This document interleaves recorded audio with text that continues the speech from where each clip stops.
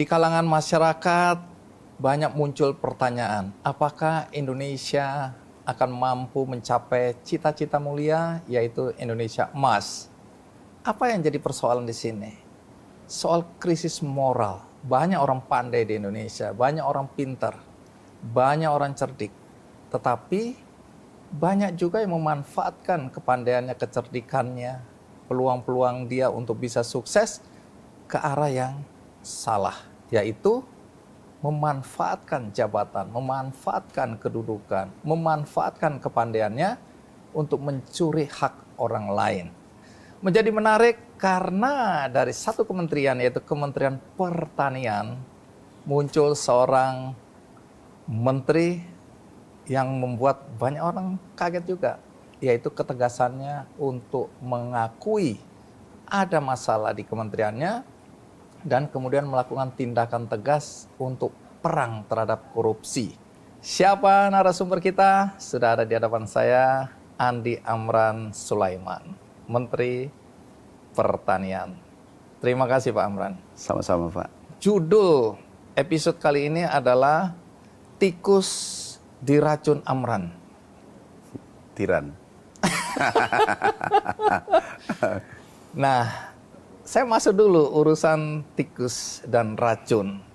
Jadi memang Anda yang menemukan formula racun pembasmi hama tikus. Iya. Baik, namanya tiran. Tiran. Kenapa dikasih nama tiran ini? Tiran itu tikus diracun oleh Amran. Oh, jadi udah benar ini ya? Sudah benar.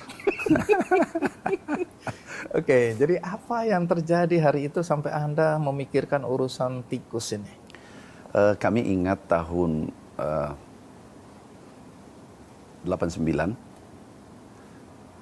waktu itu kami kuliah, hidup pas-pasan, tidur di kos-kosan. Saya katakan dalam hati saya, kalau kami keluar nanti, selesai kuliah, tetapi hanya dengan IP, kemudian mendapatkan ijazah, kemudian melamar kemana-mana, bisa jadi kami tidak diterima karena tidak punya keluarga pejabat. Kami orang dari desa. Sehingga kami berpikir kami harus menemukan sesuatu yang dibutuhkan oleh orang banyak. Pertama, meneliti pupuk. Kami ingin pupuk yang kami mau buat waktu itu adalah bagaimana tanaman berbuah tanpa musim setiap hari. Sekarang sudah ada yang temukan, tapi waktu itu mahal biayanya, jadi kami tidak sanggup. Yang kedua, teliti masalah mangga, pupuk, kemudian biogas. Semua kami tidak bisa lanjutkan karena biayanya mahal. Ini Anda mahasiswa pertanian ini? Mahasiswa pertanian. Kemudian teliti racun tikus 3 tahun. Ini yang paling murah ini ya? Ini yang paling murah. Kami teliti sampai 88 kami masuk kuliah 3 tahun. 93 kami selesai. Kami sudah dapat formulanya. Kemudian kami dapat hak paten 95. Kemudian kami mencoba sosialisasikan seluruh Indonesia selama 13 tahun. Apa pentingnya urusan tikus ini? Kerugian petani karena tikus itu sangat tinggi. Tahun 92 ada serangan tikus yang luar biasa terjadi di seluruh Indonesia. Ide awalnya dari sana. Bagaimana? Karena kami ingin hidup kami bermanfaat untuk orang banyak. Padahal kami miskin juga. Bagaimana membantu orang? Ada yang menarik. Waktu kami penelitian, selesai penelitian, uji coba dan seterusnya, sudah berhasil, kami tidak punya modal. Untuk mengembangkan hasil temuan ini. Penemuan itu. Kami keliling, jalan kaki, jual Rp100 per biji. Nggak laku. Aku turunkan Rp50 per biji. Nggak laku. Aku kasih gratis, tambah takut. ini barang apa nih? Iya. Selama 13 tahun. Tapi soal tikus ini kan masih berlanjut. Iya. kalau bicara tikus itu kan ada quote unquote tikus juga. Iya. Kalau koruptor itu selalu dianggap tikus juga. Dan Anda sekarang dikenal orang yang tegas memberantas tikus atau koruptor di lingkungan Anda sendiri saat ini di Kementerian Pertanian. Jadi apakah ini karena perintah Presiden atau memang Anda dari dulu sudah menyadari bahwa korupsi ini menyebabkan banyak kerugian pada negara? Maaf, sejak kami kerja 15 tahun di BUMN, kemudian resign, kemudian jadi pengusaha, kemudian jadi dosen, kami dididik oleh ayah saya, jangan pernah makan kalau bukan hakmu. Jangan pernah apapun yang terjadi, jangan pernah mengambil hak orang. Padahal ayah ini orang miskin ini ya. Iya, orang miskin. Nah, kemudian di saat di BUMN, seringkali jabatan kami terakhir adalah kepala logistik. Di perkebunan lah ya. Iya, katakanlah itu tempat basah. Pernah suatu saat kami ditekan untuk markup pengadaan pupuk. Waktu itu nilainya 74 miliar. Seharusnya harga pupuk itu 34 miliar. Saya katakan padahal kami sudah posisi puncak waktu itu. Jabatan puncak di BUMN. Saya katakan kalau ini dilanjutkan kami pilih keluar. Yang menekan siapanya? Pimpinan. Internal ini? Internal. Oke, terus? Dan ada yang dari Jakarta. Saya katakan ini tidak boleh kita lakukan. Akhirnya kami tetap bertahan, lelang sesuai dengan keinginan kami. Kemudian kami dimutasi. Saya tidak tahu apakah hubungannya dengan ini. 1 tahun kemudian kami resign.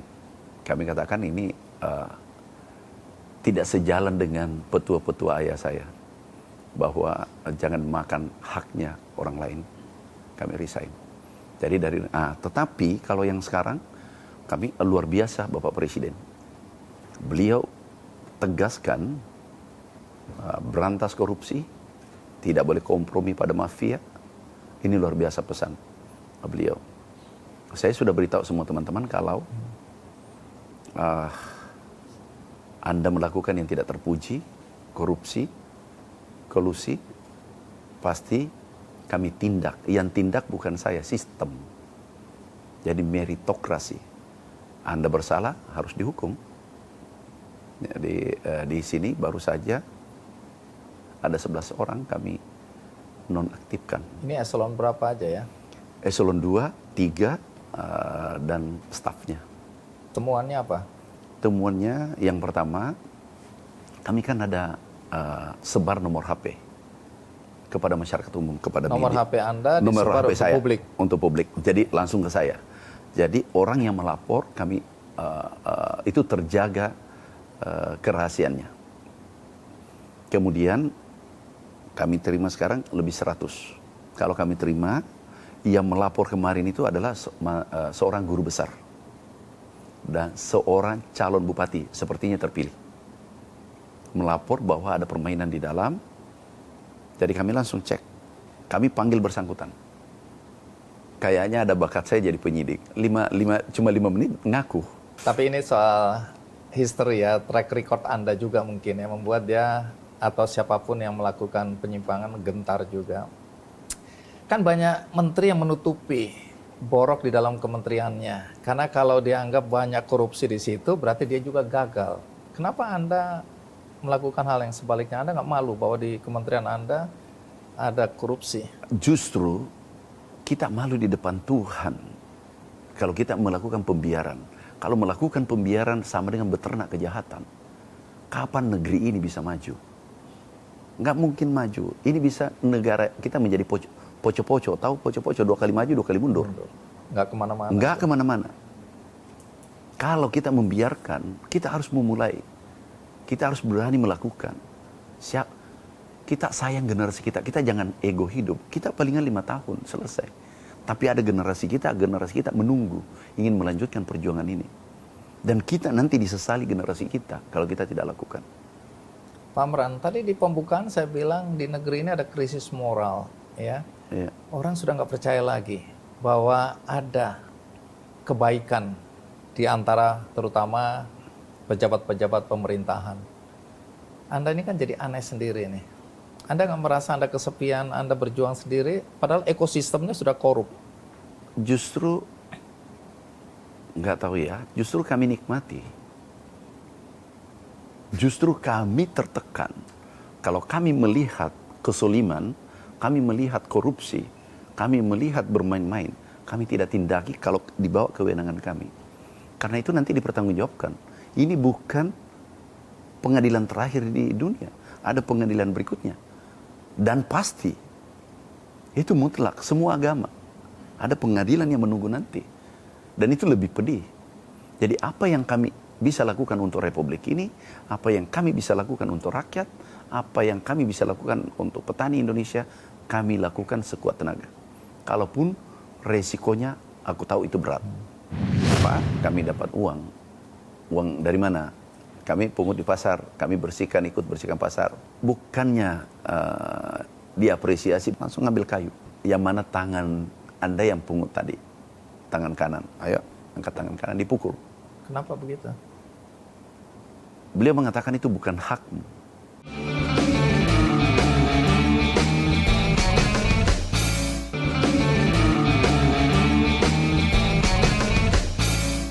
Pak Amran, ini kalau kami diskusi ya sama teman-teman ya, selalu yang jadi pertanyaan orang-orang yang tertangkap tangan korupsi ya, atau yang terungkap kemudian dia korupsi di pengadilan terbukti korupsi, itu kan orang-orang yang sudah punya harta yang berlimpah gitu.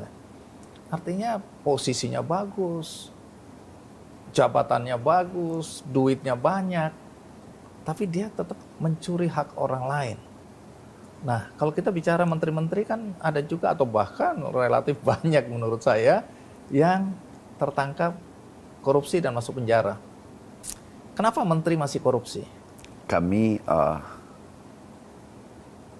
tidak bisa membahas lebih jauh kenapa menteri korupsi. Tapi kalau yang kami rasakan, harusnya pendidikan korupsi itu mulai dari rumah tangga. Mulai dari kecil diberitahu. Bisa kasih contoh? Contoh, kami, bersaudara, diberitahu 12 bersaudara jangan coba-coba pernah mengambil haknya orang.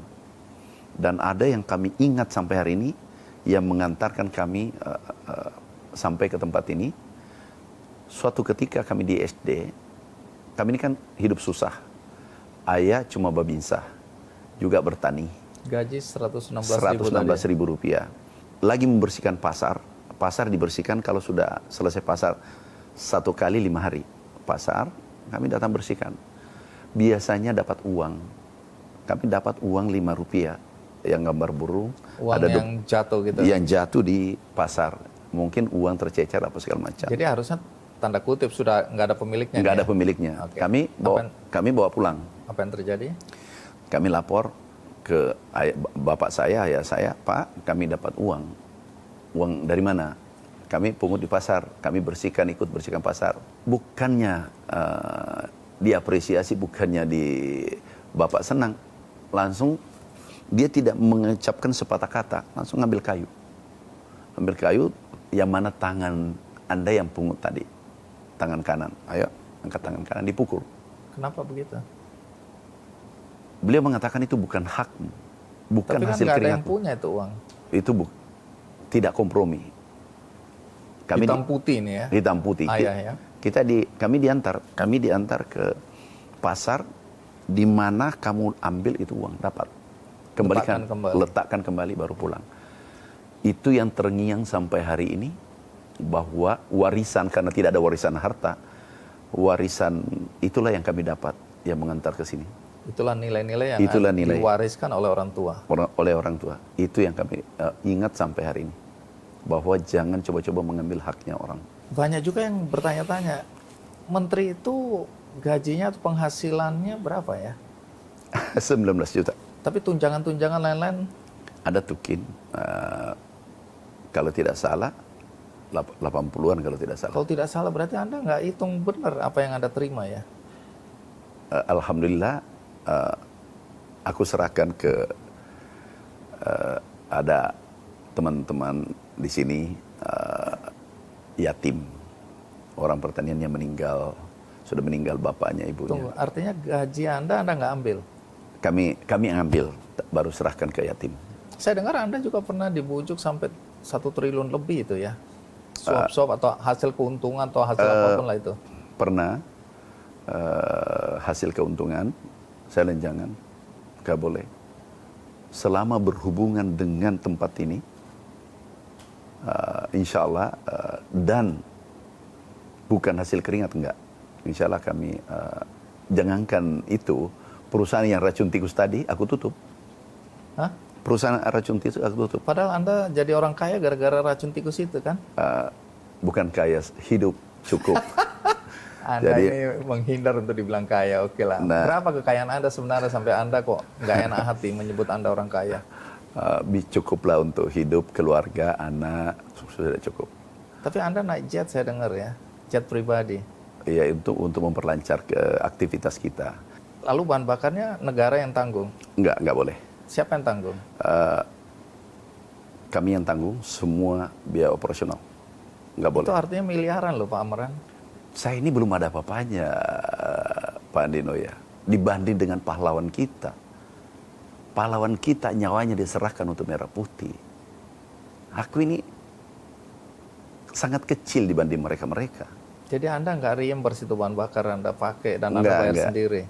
Enggak, itu masih kecil. Saya belum berbuat banyak untuk Republik ini. Bayangkan pahlawan kita yang gugur di medan perang tidak ada gaji, tidak ada fasilitas, tidak diberikan tempat seperti ini.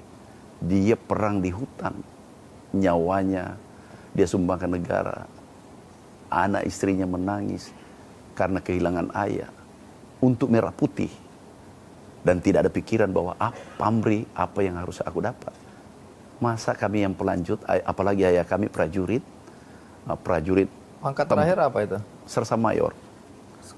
Jadi Babinsa ya? Babinsa, tempur di Timur-Timur, di Irian Barat, untuk bela merah putih. Nyawa ini tidak bisa dinilai dengan rupiah. Masa dengan hartanya aja nggak mau berbuat untuk negara. Pak Amran, saya sih tahu ya, kalau memang benar dari laporan kekayaan sebagai penyelenggara negara, kan Anda laporkan tahun 2023. Iya. Saya udah catat ini. Jadi saya tahu kekayaan Anda. Itu pun kalau nggak dikurang-kurangi loh ya. Tapi dari mana itu kekayaannya ya? Jadi gini. Anda kan anak miskin. Itu sebenarnya titipan Allah. Kekayaan dititipkan oleh Allah. Siapapun berhak terima. Kalau kami hanya ikhtiar, kerja keras. Dulu kami susah, tapi selalu saya camkan, aku lahir miskin, dihina, dicaci, dipandang sebelah mata, tapi jangan sampai nanti kami dikubur juga tetap miskin, berarti itu salah saya. Dan semua orang berhak untuk mencapai itu. Yang pertama, kami ingin sampaikan, kami bukan dari keluarga, kami dari keluarga yang susah. Bayangkan kalau gaji 116.000 rupiah per bulan, harus menghidupi 14 orang, anak 12. Bisa bayangkan? Sehingga kami terbiasa kerja keras. Kami umur 9 tahun, SD, itu kelas 3 kami, naik kelas 4 kami gali batu gunung untuk jual ke proyek. Jadi sudah terbiasa kerja keras dan tidak boleh mengeluh. Untuk membantu perekonomian. Perekonomian untuk keluarga. bayar beli buku, bayar SPP. Jadi ini Anda dan kakak adik juga. Dengan saudara saya. Itu dari 9 tahun. Jadi kami pergi Sudah cari ikan, terbiasa kerja keras. Ala bisa karena biasa. Ala bisa karena biasa, menarik. Berani berproses. Iya. Kelemahan kita mau sukses tapi tidak mau berproses. Jadi dari mana awal mula Anda memiliki kekayaan atau mulai sejahtera hidupnya? Pertama dulu, waktu SD SMP, kami pernah jual beras. Bangkrut. Pernah kami jual ikan, bangkrut juga. Pernah kami jual ubi. Ini yang menarik, ubi. Pas-pasan kami kirim 2 truk ubi ke pabrik, itu untung. Besar untungnya lumayan lah, 30-40%. Akhirnya kami kirim 10 truk. Tiba-tiba pabrik itu macet. Kalungnya istri saya pas-pasan 5 gram atau 8 gram. Ini sudah menikah ini? Sudah menikah. Astaga. Aku jual semua karena kalkulasiku ini lebih tinggi lagi kalau 10 truk kan. Iya. Tiba-tiba macet ini pabrik 3 hari 3 malam. Ini hitam semua ini. Hancur lah, rusak. Rusak semua, nggak ada harganya. Di situ aku merenung, ya Allah ini begitu misteri itu namanya sukses. Pernah jual ikan juga gagal. Pernah ya? jual ikan menarik, kami jual ikan, beli ikan. Pertama dikit, untung kan. Aku beli 1 empang ikannya, borong kan, bawa 1 mobil. Ternyata orang yang pembeli ikan ini sudah sepakat, jangan beli ikannya. Jadi ini membusuk, sudah sore ini belum laku nih. Akhirnya jual murah kan, rugi lagi, bangkrut lagi. Tapi pesanku kepada generasi muda, bahkan kalau saya nasihati anak muda, saya berdoa di masa mudamu rugi dalam berbisnis. Kenapa begitu? Karena itu adalah menempa Anda menjadi petarung. Duduk di ruang sebelah mengaku ponakan saya. Nah, Memeras orang. berani. Seorang bintang 2, diambil uangnya 350 juta.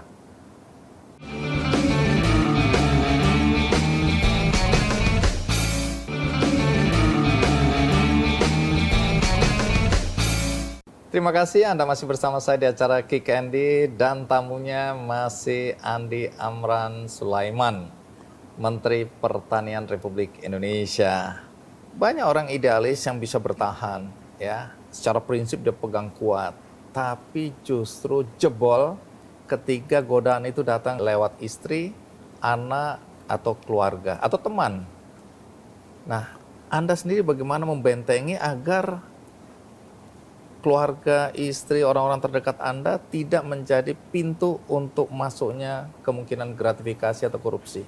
Sebelum kami menjabat, kami biasanya kumpul. Adik, ipar, keluarga, semua ngumpul. Saya katakan, ilaskan kami berjuang membantu negara. Jangan mengganggu. Cukup doakan saja. Tidak boleh ikut dalam bentuk apapun. Anda lakukan itu? Iya. Bahkan 5 tahun kami menjabat, seingat saya, yang dulu saudara kami tidak pernah bertamu sini. Ada pernah kisah menarik satu, karena kami sudah beritahu. Ada seseorang, sahabatnya kakak saya, dapat proyek 5 miliar. Tiba-tiba ketemu saya dengan bangga, Pak Menteri, aku dapat proyek 5 miliar. Oke, baik. Saya sahabatnya kakak tertua. Oke, sahabat dekat ya. Selamat. Pulang, aku telepon dirjennya. Sudah tekan kontrak, sudah mulai kerja.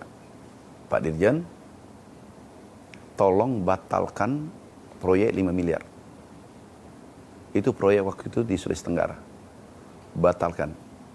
Oh nggak bisa Pak, sudah kontrak, sesuai prosedur. Batalkan. Nggak mau. Kalau Anda tidak batalkan, saya batalkan besok. Saya berhentikan jadi dirjen. Batal. Alasannya apa? Nggak boleh. Itu yang saya lakukan salah. Tetapi kita benar saja, orang bisa fitnah. Kita melakukannya benar saja, kita Pak difitnah. Amran, ini kita bisa berdebat ini. Iya, Saya coba mengakomodasi pemikiran yang berbeda. iya. Kalau memang orang itu benar, melalui prosedur yang benar, kualitas pekerjaannya baik, semuanya nggak ada yang salah. Salahnya hanya karena dia kenal kakak Anda. Di mana salahnya? Prosedur benar. Kalau katakanlah ke pengadilan pasti menang. Tetapi Ya, terus? kami tidak ingin ada sanksi sosial beredar dan ada keraguan staf saya nanti. Berarti Anda mengorbankan dia dong. Dia pengusaha yang baik, benar. Nggak apa-apa mengorbankan dia untuk menyelamatkan 200 juta orang. Nggak apa-apa.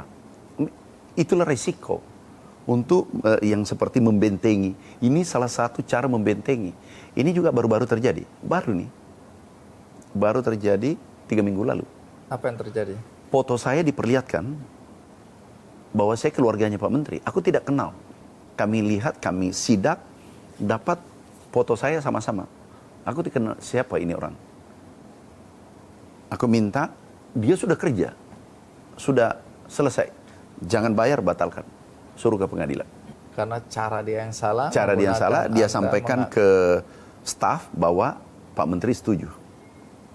Ini, saya sudah beritahu Pak Menteri, ini fotonya, kebetulan dia peluk saya. Inilah sulitnya kita dipeluk kalau kunjungan.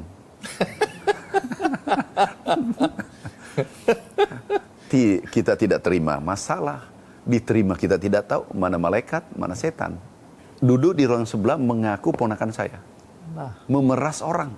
berani. Seorang bintang 2, diambil uangnya 350 juta. Kami cek dekat laporan, inilah cara membentengi. Kalau membentengi dengan kata-kata, itu terkadang belum ampuh. Tapi membentengi dengan tindakan. Kalau dalam bahasa Bugis, taruh ada taruh gau. Apa itu? Satunya kata dengan perbuatan. Apa yang kita ucapkan kita bentengi dengan tindakan. Itu baru orang percaya. Itu pun tidak semuanya percaya. Bisa saja mengatakan ini gimmick atau apa macam-macam. Pencitraan. Jadi banyak kejadian. Aku tahu bahwa kami salah. Tapi untuk menyelamatkan orang jutaan ini, petani Indonesia, petani untuk pangan 120 juta. Kalau ini yang tidak percaya, bagaimana kita bisa gerakan ini pertanian? Dan ini juga untuk memberikan keyakinan kepada staf-staf Anda bahwa yang begini-begini Anda tidak bisa tolerir ya. Nggak bisa tolerir. Karena begitu Anda terima, orang melihat celah bahwa Iya. ada kemungkinan. Ada kemungkinan. Sehingga itu yang akan digunakan. Baik, ini saya sih berdoa aja buat Anda gitu loh, sehingga tidak kecolongan ya. Karena orang seperti Anda mulai langka ya. Kita merindukan orang-orang seperti Anda. Dan doa kami selalu adalah Anda lolos dari godaan. Kita tidak menjamin karena yang membolak-balikkan hati adalah Allah. Iya. Jangan sampai, kalau ke depan kami tidak bisa jamin diri kami, tapi yang lalu selama kami berkarir, malah kadang aku main-main.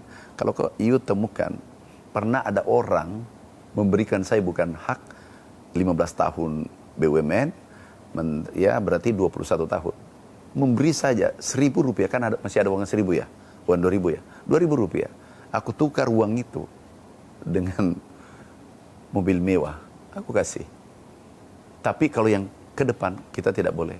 Kita tidak tahu apa yang akan terjadi ke depan. Pernah ada seseorang minta proyek, sahabat saya, 100 miliar. Dia kebetulan di partai. Cerita, Pak minta gini, oke, nggak masalah. 100 miliar pupuk, oke, bukan. Pupuk di sini 35 triliun. Minta agak banyak dikit, mumpung saya menjadi menteri. Oke. Selesai cerita, oh iya Pak, terima kasih Pak Menteri. Orang bilang saklek, tapi saya bela Bapak. Ternyata Bapak orang baik. Iya. Udah, KPK ada berkantor sebelah. Aku tombol. Masuklah KPK. Plototi gini. Ini keringat dingin. Pak Menteri, ini benar KPK asli? Silahkan tanya sendiri. Itu KPK, kita ini sudah kesadap. Satu bukti lagi kita masuk berdua di penjara. Duh, Pak Menteri kan tadi saya cuma main-main. Setelah itu, dan itu KPK beneran. Sekarang masih bertugas. Duduk, makanya selalu saya minta ke KPK kalau bisa ada bertugas di sini 1-2 orang. Selesai, KPK-nya pelototi nggak bicara, dia pencegahan, bagian pencegahan. Diginiin, pelototi terus itu tamu. Pucat, Basah. Wih, ini keringat padahal AC begitu dingin di ruangan saya. Saya tidak bisa lupa. Terus KPK pura-pura keluar, aku kode dia keluar, saya tanya. Kita ini sudah satu bukti, tersadap. Terus bisa nggak itu terhapus? Gini, beritahu semua teman-teman, sahabat kita, bahwa di sana ada KPK. Baru itu bisa diputihkan itu. Itu pun aku baru memohon. Enggak, tugas saya bersemangat. Hidup kembali. Semua saudara, keluarga aku yang datang, tanggung jawab. Datang beritahu bahwa jangan datang di sana ternyata main-main karena ada KPK di sampingnya. Itu menyelamatkan, nggak pernah datang lagi selama 5 tahun. Dan dia yang kampanyekan. Jadi dia iklan saya, juru bicara saya. Kalau ada yang nakal, saya bilang datangi lagi itu beritahu. Baik, itu cukup efektif. Jadi banyak cara sebenarnya kalau mau ya Membentengi diri, keluarga. Sendiri. Kalau sengaja membuka pintu untuk celah itu ya ada Sangat juga. mudah. Iya. Sangat mudah. Tiba-tiba ada orang niatnya tidak baik. Oh. Masuk di Istiqlal malam-malam. Akhirnya kami lari, kami pindah ke Masjid Bintaro.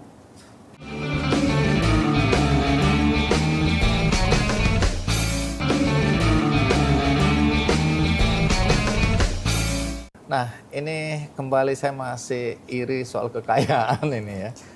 Jadi Anda kan awal mula jualan racun tikus. Iya. Yang saya tahu kan itu jualan di ya toko dengan atap rumbai atau apa itu ya. Dengan papan, saya pernah lihat fotonya juga. Jadi menyedihkan sih. Saya kalau lihat itu saya memang kasihan sama Anda, ya. Tapi kemudian saya melihat juga ada perubahan yang drastis karena Tiran Group ini sekarang gedungnya keren sekali. Berapa tingkat itu sekarang? 13. 13 tingkat. Apa saja bisnis Anda? Kami sekarang di tambang, gula, sawit, SPBU, Unilever. Oke, distributor ini ya? Iya, peternakan. Distributor semen juga? Distributor semen, dan lain-lain. Dan lain-lain. Pestisida masih? Aku tutup sementara karena berhubungan pertanian. Ini yang saya mau tanya.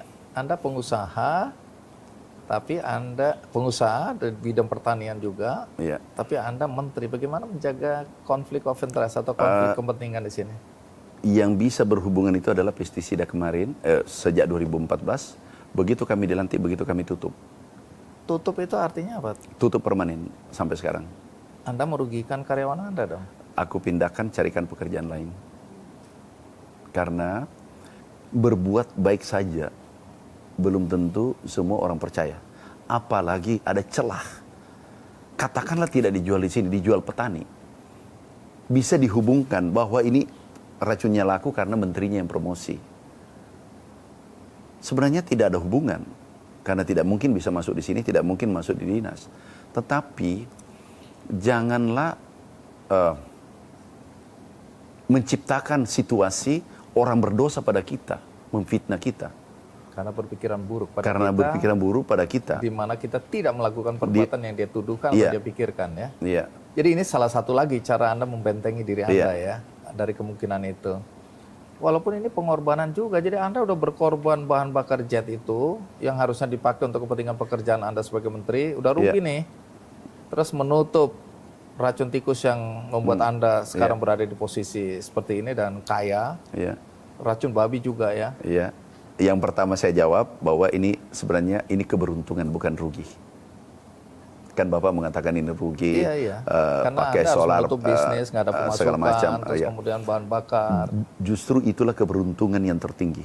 Kenapa begitu? Karena kita bisa mengabdi pada rakyat Indonesia, bisa membantu 280 juta penduduk Indonesia, dan tabungan sesungguhnya itulah adalah kebaikan. Karena itulah yang kita dapatkan nanti. Tabungan yang di bank, bangunan yang kita bangun, kita tidak tahu siapa yang memiliki nanti. Apakah anak kita, cucu kita, atau orang lain. Jadi kalau saya, tabungan sesungguhnya adalah yang kita lakukan ini karena berbakti pada bangsa dan negara.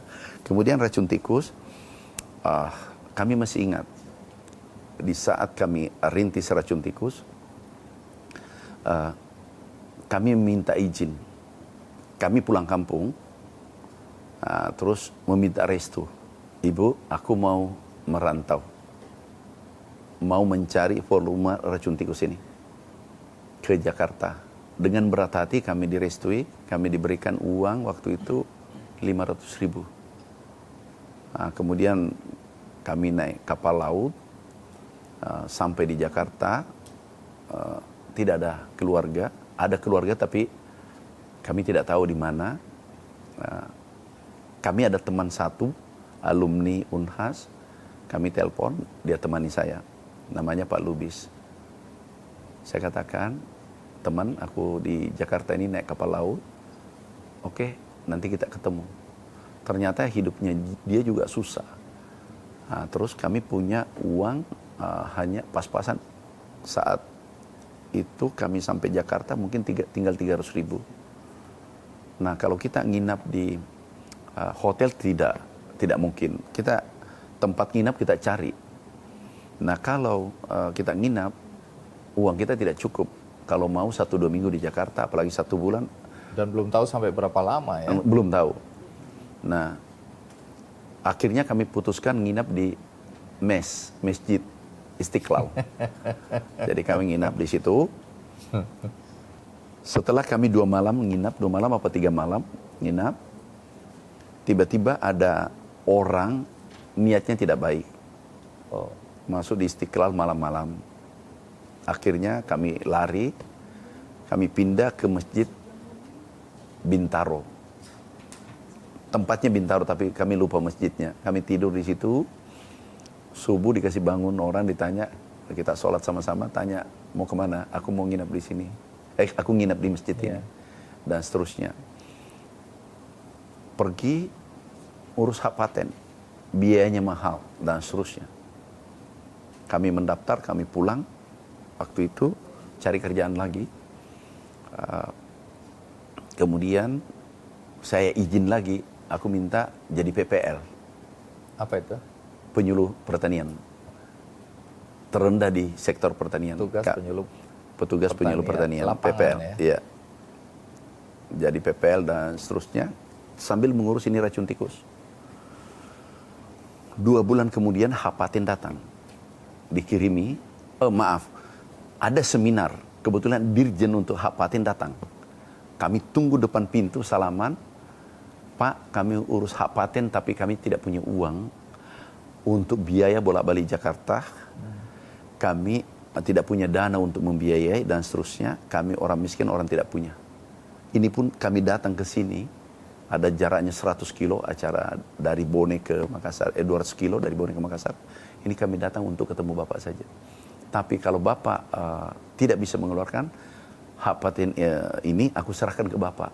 Saya ikhlaskan untuk Bapak pakai aja atas nama Bapak. Yang penting digunakan untuk rakyat kecil. Apa yang terjadi? Di situ terharu. 1 bulan kemudian hak paten datang.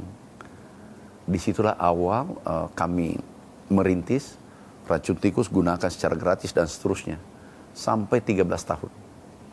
Setelah 13 tahun, alhamdulillah nasib pengalaman miskin 36 tahun berubah menjadi agak baik. 36 tahun jadi orang miskin ya? Iya. Jadi Anda pasti berempati pada orang-orang susah. Karena Anda punya pengalaman hidup seperti itu. Tapi yang saya ingin tahu, sekarang Anda sudah hidup berkecukupan. Tadi jet pribadi punya dan seterusnya.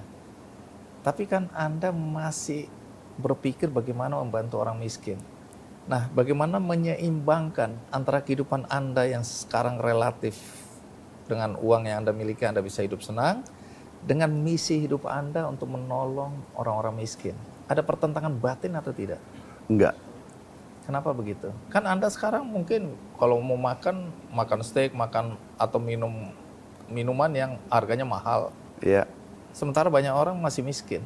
Yang pertama, satu sisi, khusus saya, perjuangan selama 36 tahun ini, kami ingin batinku memenuhi permintaan batinku. Mau makan ada secukupnya tapi tidak boleh mubazir. Di sisi lain juga, cita-cita tertinggiku adalah kalau orang lain tersenyum kalau saya hadir. Memberikan manfaat hidupku pada orang lain. Dalam bentuk apapun. Karena kami, kenapa getol, betul-betul kami sangat melindungi orang miskin, khususnya petani.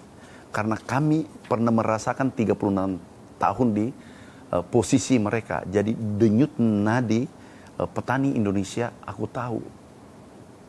Bayangkan modal pas-pasan, tiba-tiba kena musibah. Itu luar biasa satu keluarga ini.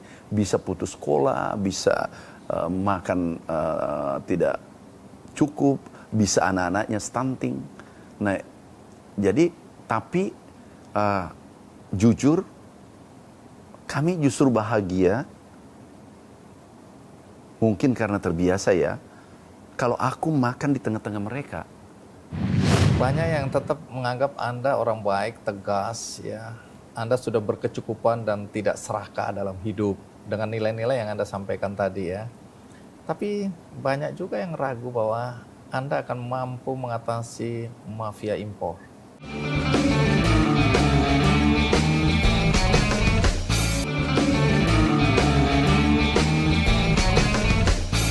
Pernah di dalam satu acara VIP, undangan-undangan VIP datang dan sudah siap-siap makan. Kemudian Anda mengajak bertukar tempat dengan supir-supir yang makan di kantin. Jadi semua tamu Anda yang VIP atau orang-orang yang bersama Anda makan di kantin, sementara supir-supir dan orang-orang lain makan di ruang VIP. Itu pernah Anda lakukan ya? Itu pernah, ada seorang gubernur. Kami kunjungan, pertama menteri, kunjungan gubernur ada bupati. Kami jalan. Aku lihat dari jauh, VVIP, karena kami menteri baru nih. Dan jujur mungkin tidak nikmat rasanya di dalam tuh, karena menteri baru kan lidah saya lidah kampung. Ini makanannya bagus. Aku lihat, aku tanya Pak Gubernur, pernah nggak hidupnya susah? Oh pernah. Pernah nggak makan di kaki lima? Oh pernah. Baik. Bupati, aku tanya juga, gimana? Pernah nggak makan di tempat yang kaki lima? Jawabnya agak ragu-ragu, berarti mungkin nggak pernah. Pak Gubernur, kita coba ya makanan 30 tahun yang lalu, 20 tahun yang lalu. Oh ya boleh. Tapi beliau nggak bayangkan ini tempatnya sopir-sopir, ajudan dan seterusnya. Nah ini tukar nasib. Saya bilang sopir, ajudan masuk VVIP semua. Gubernur, bupati, kepala dinas, dirjen di sini. Tapi jangan ada yang masuk di dalam. Baru kita lihat dari jauh. Dinikmati betul itu makanan. Karena kita kan sudah biasa. Itu kecil, tapi bagaimana membahagiakan orang. Jadi pesan moralnya apa ini? Pesan moralnya bahwa kita ini semua sama. Yang kedua adalah, kalau persoalan makanan, jangan membedakan status sosial. Kita ini sama, dimanapun. Jangan dibedakan. Siapa sih kita ini? Banyak yang tetap menganggap Anda orang baik, tegas, ya. Anda sudah berkecukupan dan tidak serakah dalam hidup dengan nilai-nilai yang Anda sampaikan tadi ya. Tapi banyak juga yang ragu bahwa Anda akan mampu mengatasi mafia impor. Karena problematika kita adalah menghadapi mafia impor pangan tentu ya, karena ini domain Anda. Karena mafia ini kuat sekali. Saya nggak cerita siapa atau nggak. Anda orang pertanian, Anda ngerti. Anda mampu nggak menghadapi mafia impor ini? Ini sekali lagi arahan Bapak Presiden. Perangi korupsi, perangi mafia, kami yakin kami tindak lanjuti. Dan tidak ada kompromi. Kita tidak usah melihat siapa di belakangnya, siapa pelakunya. Di tempat kejadian itu kita tindaki. Karena kalau kami terlalu berpikir panjang, ini nanti berurusan karir saya, ini nasib saya, ini rezeki saya, itu tidak akan melakukan, tidak akan kita tindaki. Tapi Anda tahu bahwa mafia ini kuat sekali. Sangat kuat, tetapi negara tidak boleh kalah. Masa negara mau kalah? Bisa bubar ini negeri kalau... Tapi apa dampak dari adanya mafia impor ini, apa dampaknya buat bangsa kita? Salah satu contoh, kemarin yang baru kejadian aja, pupuk.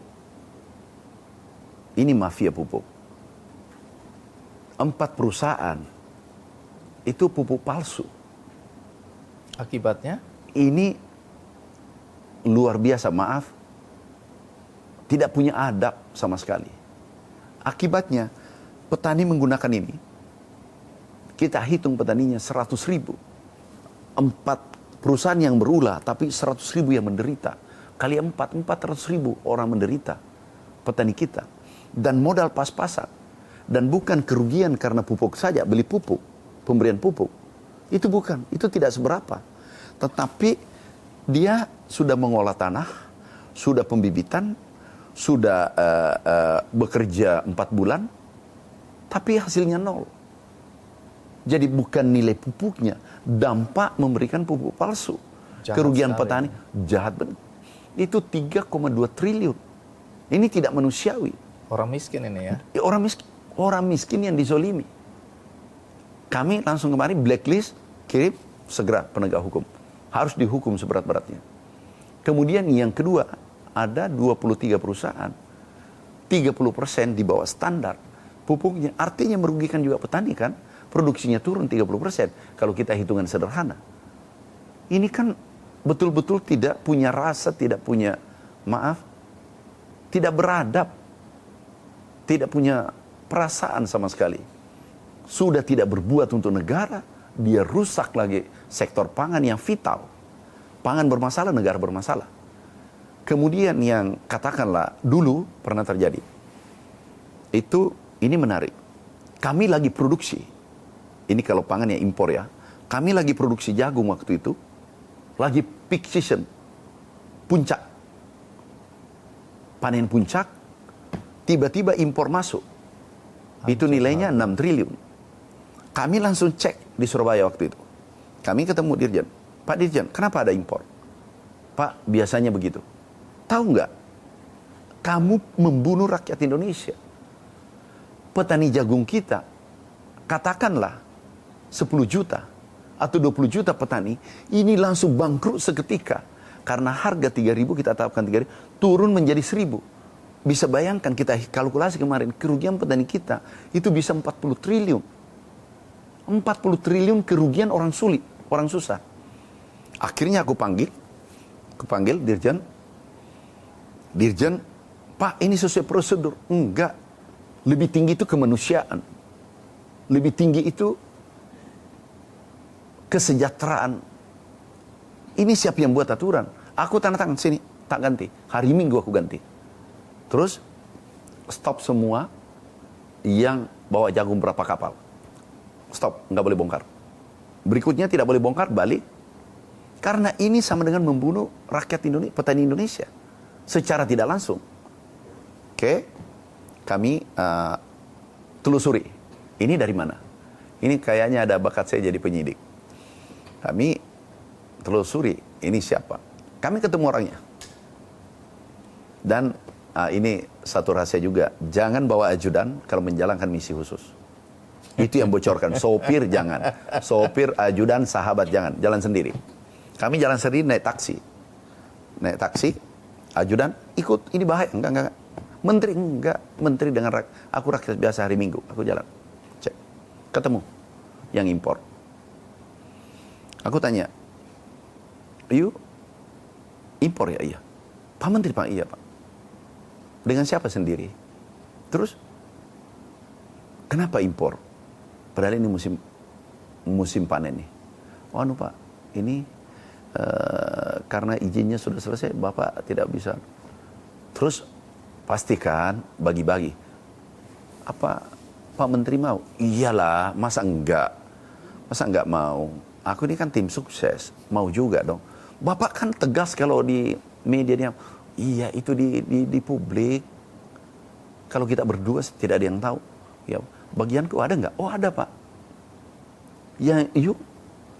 Terus terimanya di mana? Di Swiss atau Singapura? Oke, baik. Terus ini Dirjen kan bahaya nih kalau dia kasih. Oh sudah dapat Pak minggu lalu. Direktur, oh sudah dapat juga. Oke, baik. Berarti saya nanti aku kirim siapa? Anak Pak. Wah anak saya santri di Gontor. Nggak bisa. Masa santri pergi terima uang itu? Saya dikasih kalau 5 apa 10% waktu itu. Oke, nggak masalah. Terus dapat berapa ini? Ini. Oke. Kebongkar semua. Sudah. Aku melanggar sih. Aku rekam. Melanggar. Aku salaman. Oke. Aku pulang. Nanti ya aku kirim orang untuk terima jatah saya. Pulang. Aku panggil sekjen. Pak Sekjen sini. Apa? 1, 2, 3 ini. Ini pecat. Ini dimutasi. Ambil ujung timur dengan ujung barat. Yang dari barat pindahkan ke timur, yang dari timur pindahkan ke barat. Ini. Nah, gini. Oh nggak bisa Pak. Harus ada peringatan 1, lisan 1, lisan 2, lisan 3. Peringatan 1, peringatan 2, peringatan 3. Panjang. Saya sudah berhenti menteri, nggak selesai. Nah, aku bilang, gini aja. Udah, ini gaya baru. Oke, ikuti. Wah, Pak, ini nanti dituntut. Nggak apa-apa dituntut. Itu urusan belakangan. Ini rakyat. Aku lebih pilih dituntut di dunia daripada dituntut di akhirat ini petani jagung. Iya Pak, sudah nggak usah parap. Buatkan aja, aku tanda tangan.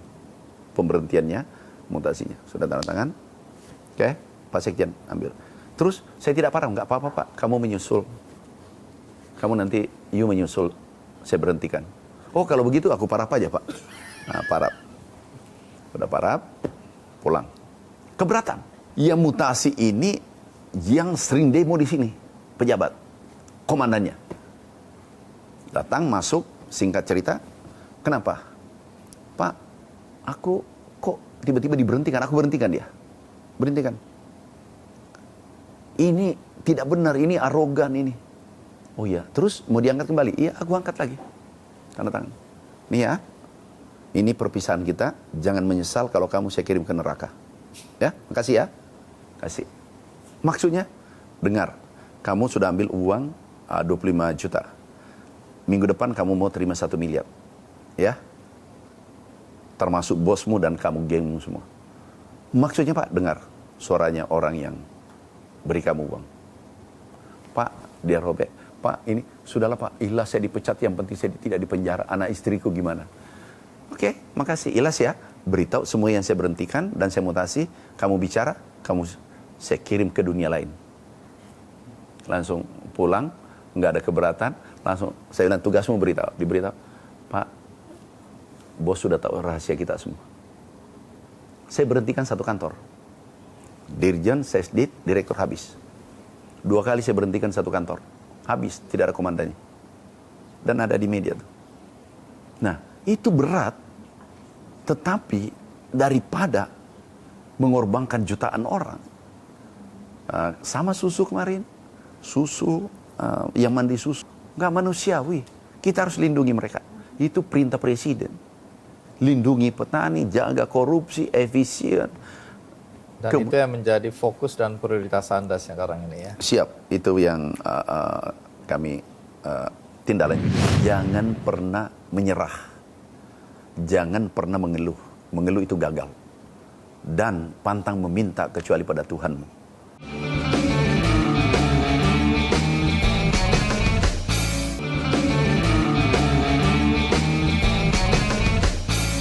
Pak Amran, saya yakin masih banyak cerita ya seperti ini. Ini sesuatu yang menurut saya ini penting untuk diketahui oleh banyak orang. Kenapa? Karena tadi krisis moral. Kami nyaris sudah nggak percaya lagi bahwa negeri ini akan bisa baik-baik saja. Karena semua pimpinannya serasa ya nih ya. Udah tidak bermoral. Nah tapi mudah-mudahan dengan cerita tadi, orang-orang yang masih punya optimisme, merasa bahwa kita masih bisa jadi bangsa yang besar. Karena masih ada orang-orang seperti Anda yang selama ini mungkin bekerja dalam diam, tidak menyampaikan kepada publik, tapi kita tahu bahwa Anda melakukannya. Jadi ya pasti doa kami lah ya. Semoga Anda tidak kesandung kerikil kecil. Terima kasih. Tapi sebelum itu Pak Amran, sebelum kita tutup, saya ingin Anda sampaikan kepada terutama anak-anak muda nih. 1 soal integritas moral. Kedua tentang anak-anak muda yang sudah mulai bersemangat kembali ke desa untuk menjadi petani. Karena sekarang ini sudah terasa bahwa saya kan tinggal di desa, jadi saya juga bisa merasakan anak-anak muda yang datang dengan kepandaian mereka, teknologi mereka. Mereka melihat bahwa desa adalah masa depan Indonesia. Nah, tolong kasih semangat kepada mereka bahwa apa yang mereka lakukan itu baik, benar, tapi juga bicara tentang pentingnya integritas moral. Untuk generasi muda, generasi Z, pesan saya harus berani berproses. Harus berani action, berani memulai, dan secara konsisten, tidak boleh berhenti. Kemudian saya pesankan, jangan pernah menyerah, jangan pernah mengeluh. Mengeluh itu gagal, dan pantang meminta kecuali pada Tuhanmu. Kemudian untuk sektor pertanian, kami mengajak seluruh generasi Z, generasi muda, pertanian sangat menjanjikan. Kenapa? Kami sekarang mencoba transformasi pertanian tradisional menuju pertanian modern. kita punya sumber daya alam yang melimpah, lahan yang luas. Kemudian ada generasi Z, generasi milenial. Kemudian ada teknologi yang kita sudah kuasai. Kami sudah merekrut 3.000 generasi milenial, generasi Z. Kemudian juga yang sudah mendaftar ada 23.000 orang seluruh Indonesia. Sekarang 3.000 sudah bekerja. Saat kami kunjungan ke Merauke dan Kalimantan Tengah, itu ada testimoni petani milenial pendapatan bukan gaji. Jangan selalu cerita gaji kalau mau melompat lebih tinggi, tapi pendapatan. Nah, pendapatannya 15 sampai 20 juta per bulan. Tapi saya katakan minimal 10 juta. Kami sistem yang kami bangun adalah lahan 200 hektar itu digarap 15 orang, kami siapkan alat mesin pertanian teknologi, kemudian mereka menggarap bersama-sama dalam bentuk tim. Nah, ini nilainya peralatan itu 3 miliar. Dan itu kita hibahkan pada generasi muda. Kami ingin mengajak mereka untuk berproduksi, untuk menghasilkan. Nah, kemudian, alhamdulillah sekarang sudah ada 23.000. Kami target minimal 50.000 tahun 2025 kita terima. Nah, nantinya generasi milenial ini pasti bertahan kalau pendapatannya 10 juta. Karena kalau di bawah 10 juta atau sama dengan gaji pegawai, pasti tidak bertahan. Kami yakin generasi muda pasti bertahan. Kenapa? Di sana menguntungkan karena menggunakan teknologi. Yang kedua, pendapatannya lebih tinggi daripada menjadi pegawai dan karyawan di perusahaan atau menjadi pegawai negeri sipil. Terima kasih anak-anakku, pantang menyerah, pantang mengeluh, pantang meminta, kecuali pada Tuhan. Sukses pasti ke depan. Makasih. Tepuk tangan dulu. Pak Amran, terima kasih banyak ya. Sama-sama. Untuk waktunya, untuk inspirasinya, untuk nilai-nilai yang Anda bagikan, terutama memang pada generasi muda ya. Jadi kita tetap semangat, bangsa ini bangsa besar, kita akan bisa juga bersaing dengan bangsa-bangsa lain di dunia, sepanjang tadi etika moral, prinsip itu dipertahankan dengan baik. Itu tadi bincang-bincang dengan Menteri Pertanian Andi Amran Sulaiman. Dan bagi Anda yang tidak mengikuti dari awal, Anda bisa menonton tayangan ulangnya di metrotvnews.com. Juga ada cuplikannya di channel YouTube Kick Andy Show. Dan bagi Anda yang tergerak hatinya untuk berbuat baik, Anda bisa melakukan hal-hal yang mungkin kecil, tetapi besar artinya bagi banyak orang. Kali ini saya ingin menawarkan perbuatan baik atau kesempatan berbuat baik melalui benihbaik.com. Anda bisa membantu Kiki Muslihin yang tengah membantu 100 petani di Kampung Puncak Mulia, Pengalengan, Kabupaten Bandung, Jawa Barat. Kiki sebagai penyuluh pertanian swadaya berinisiatif membantu karena masih banyak petani yang berpenghasilan rendah, terutama buruh tani harian yang hanya menerima upah 25.000 saja per harinya. Namun cuaca ekstrim yang kurang bersahabat hingga terjadi kurang pemupukan kerap menyebabkan kegagalan panen yang berujung pada semakin sedikitnya upah yang mereka terima. Untuk itu Kiki membutuhkan uluran tangan Anda agar bisa memberikan pembinaan kepada 100 petani, juga memberikan bantuan berupa pupuk, benih, dan obat-obatan. Caranya mudah. Untuk itu Anda tinggal klik benihbaik.com dan temukan penggalangan dana dengan tajuk Bantu Pak Tani Berkebun Sayur. Semoga informasi ini menggerakkan hati Anda dan membantu sesama. Dan tentu saja semoga episode kali ini bermanfaat bagi kita semua. Sampai jumpa.